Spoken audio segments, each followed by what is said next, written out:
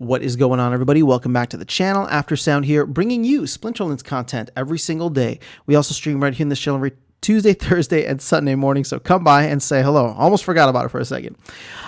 So I wanted to talk about the card burning event that has been spoken of by the team ever since the end of last year.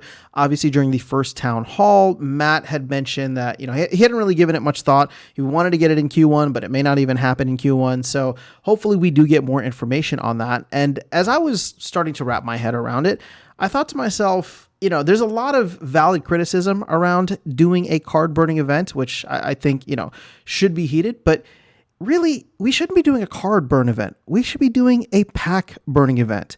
And while I know we'll probably never get something that's purely a pack burning event, if we're going to do a card burn event, I think we should include packs in there since we have kind of like a rough value of what the CP would be, and it should add something to the mix. Now, the reason for this, like the valid criticism when it comes to the card burning event, is that you're going to take all of the penny cards, all the cards that nobody wants, and essentially just burn them. So it doesn't like add much value to the ecosystem outside of maybe raising the overall floor price for packs. But, the oversupply of cards that people do want is still going to be a thing, right? People won't be burning deep lurkers. They'll be burning hardy stonefishes, right? And there could still be benefit to that. Don't get me wrong, right? When new players come in, hopefully over the course of the next couple of months and years, they'll want a deep lurker, not a hardy stonefish, right? Those won't be the cards that they'll be chasing down.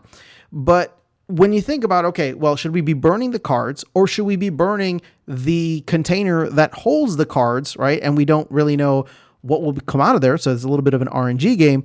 There's still almost 2.4, almost 2.5 million Chaos Legion packs out in the mix. And I'm just like, if we could get people to start burning that, right? Each of these packs is worth $1. Well, the estimated value is 98 cents, but you can buy them for 85 cents on Hive Engine. It got me thinking, okay, if you're going to have people burning all the extra cards that they have, then we should definitely include packs. Now, here's the only downside, I'm sure there's going to be other downsides people will point out, but here's the downside that immediately comes to mind. The collection power for packs for Rebellion, which, Rebellion cards and Chaos Legion have the same CP, but the pack CP for Rebellion is 100. It used to be 150, but then they dropped it down to 100. Now, the thing is, if you were to open a Chaos Legion pack and get a base pack, which is a common card, 4 common cards and 1 rare. And imagine they are the worst of the worst, right? So the lowest common denominator that you could get, it would be worth about 6 cents, right? You get 4 penny cards and then you get maybe the worst rare, which is about 2 cents. So it would have a value of 6 cents. So if you wanted to get, a similar CP, you'd have to spend if you wanted to get 100 CP, right? You'd opt to go buy cards is what I'm trying to get at, right? Because if you wanted that 100 CP, you would essentially need to buy 2.5 packs worth of cards, not 2 packs, but 2.5 packs worth of cards on the marketplace. It's like 12, 13 cards, and you'd just be going for the worst of the worst. But we want to incentivize people to actually burn the packs. So therefore, I think you'd have to raise the CP of packs for the pack burning event. Now, again, maybe CP shouldn't even be the right thing. Maybe there'll be another term that they come up with where it's just like, hey, here's the burn points that you get, right? We'll call it BP. Here's the burn points that you get for each card that you end up burning, right? Or here's the burn points that you get for burning packs. And when we're talking packs, we're really just talking about Chaos Legion at this point. I don't think people are going to be throwing Riftwatchers or any of the older ones, Dice and Untamed, into the fire. And obviously nobody's throwing Rebellion in because those are still very highly desired. So that's probably one of the main downsides. And that kind of leads into this other thing of like, okay, well, if people decide to burn and they want to burn packs, let's go back through to how much people burned during the DEC Great Burning Event, right?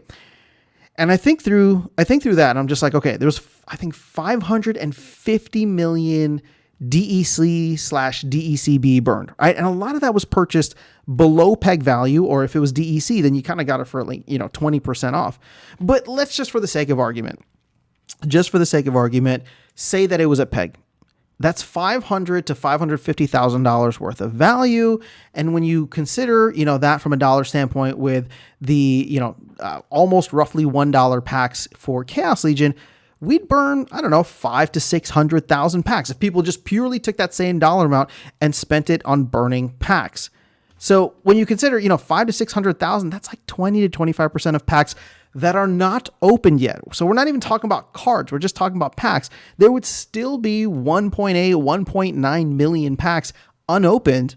And then of course, all the other cards on the marketplace. So rolling this back now, right? Just going a layer up. It's like, okay, I like the idea of the card burning event because I think it could galvanize a lot of community engagement and get people involved. It could introduce some new promo cards or some prizes and cool things like that. But at the same time, I kind of have the same stance that whether we do cards, whether we do packs, I don't know if it's going to make as significant of an impact if the player base doesn't grow. And here's the thing.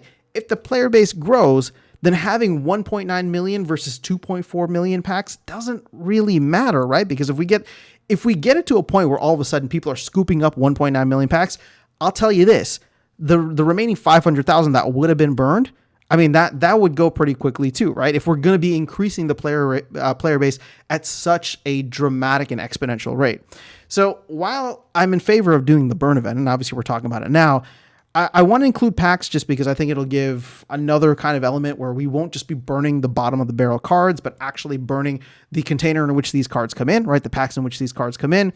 And, at the end of the day, I don't know how much impact it's going to have for the economy overall, but I think it could have a very positive impact for the community. We all like talking about this stuff. We all like watching it. We all like participating in it. And if they find a way to do it that, doesn't leave people as salty as they were during the last Great Burning event, you could get a lot of buy-in. So, we saw a lot of success recently with the wagons. I think the team is learning from a lot of I don't even want to call it like missteps, but they're just learning from the past. And they've done a really good job with that. So I would love to see what a new burn event looks like, whether it's cards or DEC or packs. And, even if it doesn't have that kind of impact on the game economy overall, I think it'll just be fun for the community. So hopefully we see that, and hopefully my argument for including packs makes sense to you and to anybody listening, but that's just kind of where my head has been at for this. So let me know your thoughts in the comments below. Otherwise, I will catch you all in the next video and see you around the game. Take care.